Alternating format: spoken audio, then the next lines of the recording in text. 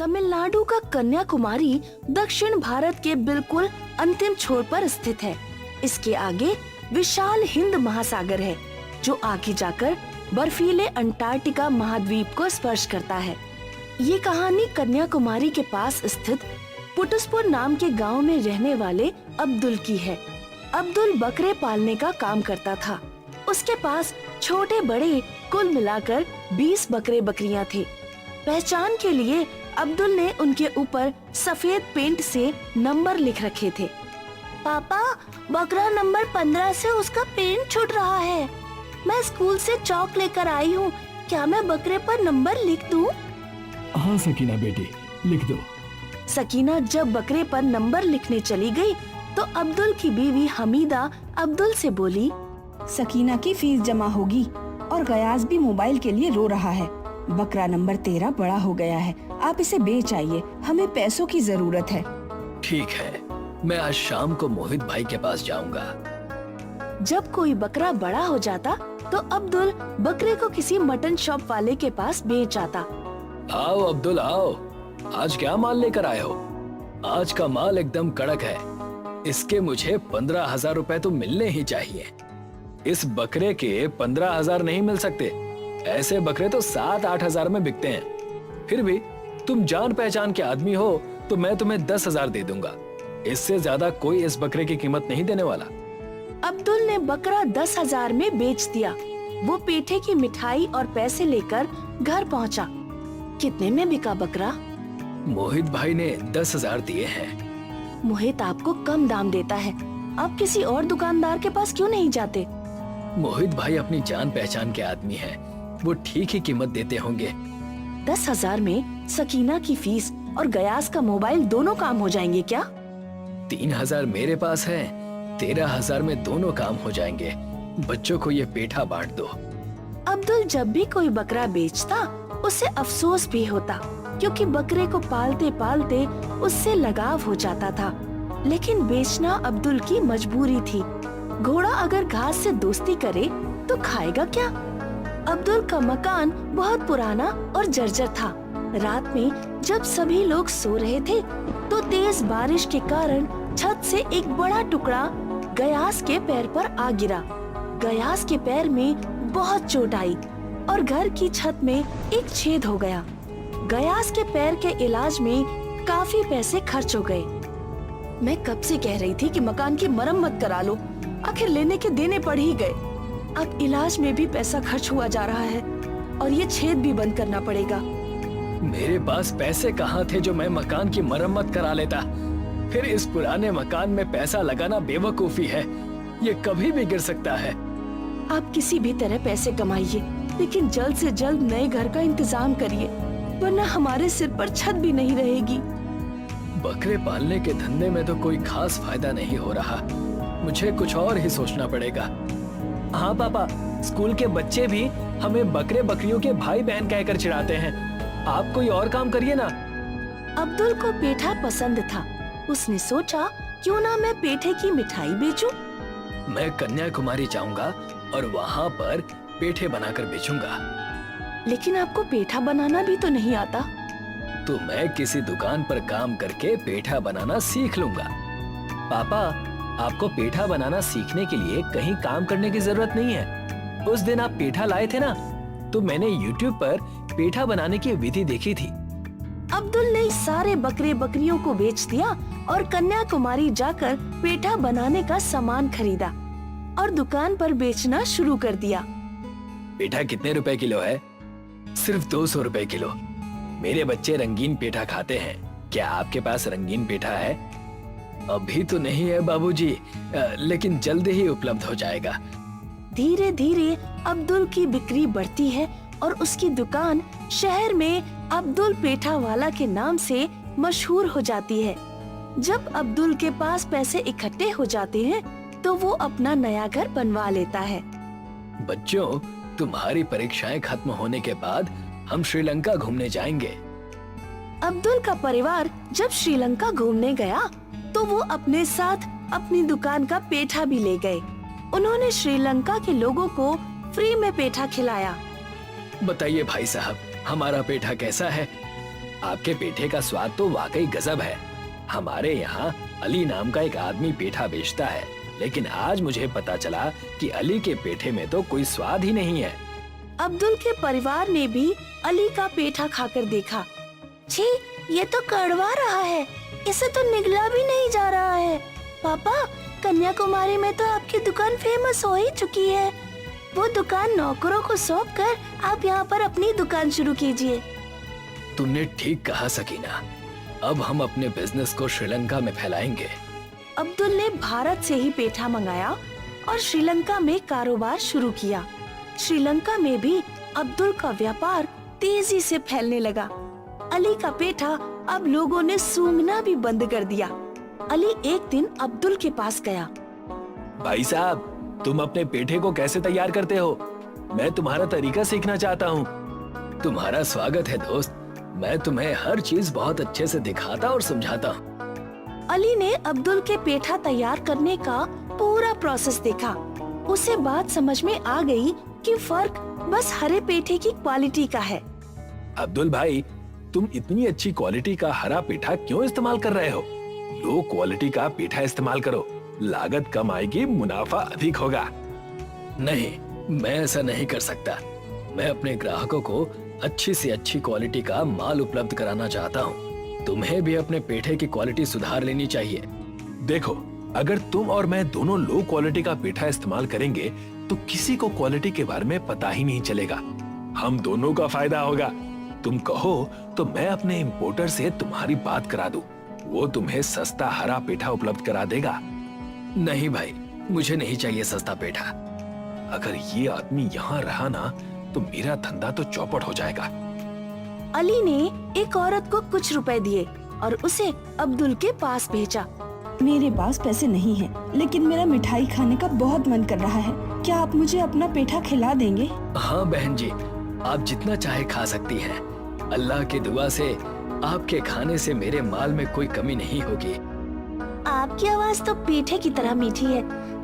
आप मुझे बहन जी मत कहिए, मेरा नाम रसीली है। आप मुझे इसी नाम से बुलाइए ना।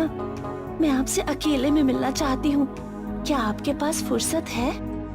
अली का प्लान था कि रसीली अब्दुल को फंसा लेगी और गलत झूठे इल्जाम लगाकर उसे बदनाम करके जेल भिजवा देगी, लेकिन अली का प्लान सफल नहीं हो पाया।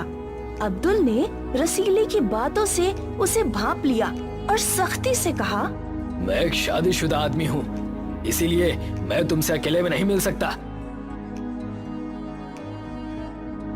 वहाँ किसी औरत की दाल नहीं गलने वाली, तुम कुछ और उपाय करो। अली अपनी जान पहचान के एक मंत्री के पास पहुँचा। मंत्री जी, एक अब्दुल नाम के भारतीय ने मेरी नाक में दम कर रखा है। आप किसी तरह कोई कानूनी अड़ंगा लगाकर उसे वापस तमिलनाडु भिजवा दीजिए। भारत सरकार से अच्छे रिश्ते रखना फिलहाल हमारी मजबूरी है। भारत सरकार हर तरह से हमारी मदद कर रही है। इस समय किसी भारतीय व्यापारी को कष्ट देना उचित नहीं होगा। तुम अपने स्तर पर कुछ उपाय कर लो। अली क्रोधित हुआ और अपने घर पहुंचा। क्या हुआ? आजकल आप इतने परेशान क्यों रहते हैं? अब मेरी परेशानी में तुम क्या कर लोगी? तुम्हें तो बस गहने और अच्छे कपड़े चाहिए। गहने और अच्छे कपड़े चाहने में बुरा ही क्या है, लेकिन तुम अपनी परेशानी का कारण तो बताओ, हो सकता है मैं कुछ समाधान दे पाऊं। अली ने पत्नी को समस्या बताई। मेरा भाई शाहरुख अंटार्कटिका की यात्रा पर जा रहा है।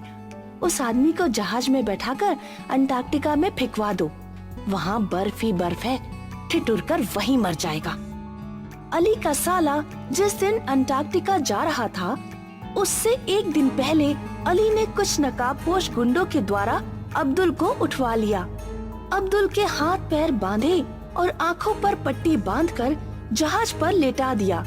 अली का साला अब्दुल को बर्फीले अंटार्कटिका महाद्वीप पर फेंक आया, जहाँ दूर दूर तक सिवाय बर्फ के और कुछ भी नहीं था। किसी तरह अब्दुल ने अपनी आंखों की पट्टी हटाई। ये मैं कहाँ आ गया हूँ? यहाँ तो बहुत ठंड है, बहुत भूख लग रही है। यहाँ तो कुछ खाने को भी नहीं मिल रहा। तभी अब्दुल को अपने पीछे से किसी के गुर्राने की आवाज आई। अब्दुल के पीछे एक सफेद भालू खड़ा था। भालू अब्दुल के पीछे पड़ गया। और अब्दुल को इधर उधर दौड़ाने लगा। हे अल्लाह, अब ये आफत कहाँ से आ गई?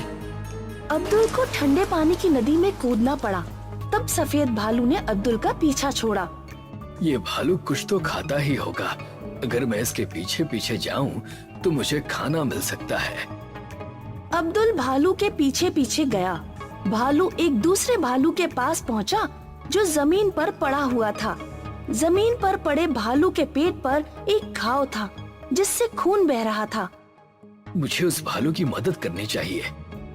अब्दुल डरते हुए घायल भालू के पास पहुंचा और अपने कपड़ों का इस्तेमाल करके भालू की पट्टी की। अब अब्दुल के पास पहनने के लिए शर्ट भी नहीं थी। हे अल्लाह, मेरी मदद करो। तभी अब्दुल के सामने एक देवी प्रकट हुई। मैं बर्फ की देवी आइसनो हूँ और यहाँ के प्राणियों की देखभाल करती हूँ। हर साल यहाँ शिकारी आते हैं और भालुओं का शिकार करते हैं। तुमने एक घायल भालू की मदद की। मैं तुमसे बहुत खुश हूँ, इसलिए मैं तुम्हें एक उपहार देना चाहती हूँ। देवी ने अब्दुल को एक छड़ी दी। इस छड़ी को बर्फ से स्पर्श कराना। बर्फ उसी चीज में बदल जाएगी जिसकी तुम्हें जरूरत होगी। मैं कन्याकुमारी से आया हूँ। सबसे पहले मैं बर्फ की नाव बनाकर घर जाऊंगा, लेकिन घर पहुँचने के बाद इस छड़ी का कोई उपयोग नहीं रह जाएगा, क्योंकि कन्याकुमारी में तो बर्फ होती ही नहीं है। तुम उसकी चिंता मत करो। मैं हर अमावस्या की रात 12 बजे तुम्हें यहाँ से एक बड़ा बर्फ का टुकड़ा भेज दिया करूँगी। अब्दुल अपने मन में नाव का ध्यान करते एक बड़े बर्फ के टुकड़े से छड़ी को स्पर्श कराता है। बर्फ का टुकड़ा नाव में बदल जाता है। अब्दुल नाव से यात्रा करता हुआ कन्याकुमारी पहुंचा। पापा, आप कहाँ चले गए थे? हमने आपको बहुत बार फोन किया। बेटा, किसी ने मुझे अंटार्कटिका पहुंचा दिया था, लेकिन अब सब ठीक है। तुम्हें, सकीना को और तुम्हारी माँ को जिस चीज की भी जरूरत हो वो मुझे एक कागज पर लिख कर दे दो। अमावस की रात को अब्दुल समुद्र तट पर जाकर खड़ा हो गया। उसने देखा एक बड़ा सा बर्फ का टुकड़ा तैरता हुआ उसकी तरफ चला आ रहा है। अब्दुल ने उस बर्फ के कई टुकड़े किए और उसने बर्फ से ही पेठा बनाया। उस पेठे में वही स्वाद था जो उसके हाथ से तैयार पेठे में होता था। बर्फ के भारी टुकड़ों से उसने अपने लिए कार भी बनाई। कुछ दिनों बाद अब्दुल श्रीलंका गया। इस बार वो अपनी दुकान पर एक महंगी कार में पहुंचा। अली उसको देखकर चौंक गया। शाहरुख, क्या तुमने अब्दुल को अंटार्कटिका पर नहीं छोड़ा था? मैंने तो उसे वहीं छोड़ा था। तो फिर वो वापस कैसे लौट आया? मुझे क्या पता, बिना जहाज के समुंदर पार करके वो कैसे यहाँ तक पहुँच आया। अब्दुल के पास अब पेठे की कोई कमी नहीं थी। वो बर्फ से जितना चाहे उतना पेठा तैयार कर लेता था। उसकी कोई लागत भी नहीं आती थी। और अब्दुल भाई कैसे हो? बढ़िया हूँ अली, तुम सुनाओ। मैं भी ठीक ही हूँ।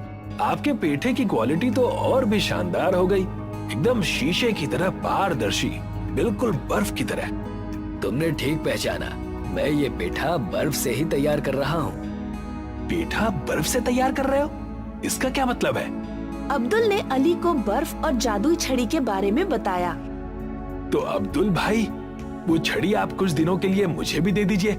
मैं भी बर्फ से पेठा तैयार कर लूंगा। मैं वो छड़ी तो तुम्हें नहीं दे सकता, क्योंकि अगर तुमने वो कहीं गुम कर दी तो मेरा बहुत नुकसान हो जाएगा। तुम एक काम करो, तुम अमावस्या की रात को कन्याकुमारी आ जाओ। मैं बर्फ से पेठा तैयार करूंगा और तुम्हें कम दामों पर बेच दूंगा, ताकि तुम्हारी भी रोजी रोटी चलती रहे। मैंने इसे अंटार्कटिका मरने के लिए भेजा, लेकिन ये तो वरदान लेकर वापस लौटा और अब मुझ पर ही दया कर रहा है। मैं अंटार्कटिका जाकर उस देवी से जादुई छड़ी लेकर आऊंगा। अली अपने साले शाहरुख के साथ अंटार्कटिका पहुंचा। शाहरुख, तुम तीर मारकर एक भालू को घायल कर देना, फिर मैं उस भालू की मदद करूंगा और फिर देवी प्रसन्न होकर मुझे उपहार देगी। फिर मैं भी अब्दुल की तरह अमीर हो जाऊंगा। शाहरुख ने भी एक भालू के पेट में तीर मारकर उसे घायल कर दिया। अली भालू के पास पहुंचा और भालू की मरहम पट्टी करने लगा। तभी बर्फ की देवी वहां प्रकट हुई। मैंने तुम्हारी बातें सुनी हैं। तुमने मेरा वरदान पाने के लिए जानबूझकर उस भालू को घायल किया है। तुम्हें दंड मिलेगा। देवी ने 4 भालू अली के पीछे दौड़ा दिए। अली अपनी जान बचाने के लिए ठंडी नदी में कूद गया। अरे कोई मुझे यहाँ से बाहर निकालो, ये भालू तो मुझे निकलने ही नहीं दे रहे हैं। मुझे माफ कर दो देवी, मुझे यहाँ से बाहर निकालो, मुझे घर जाना है। इस तरह अली ने अपनी करने का फल भुगता।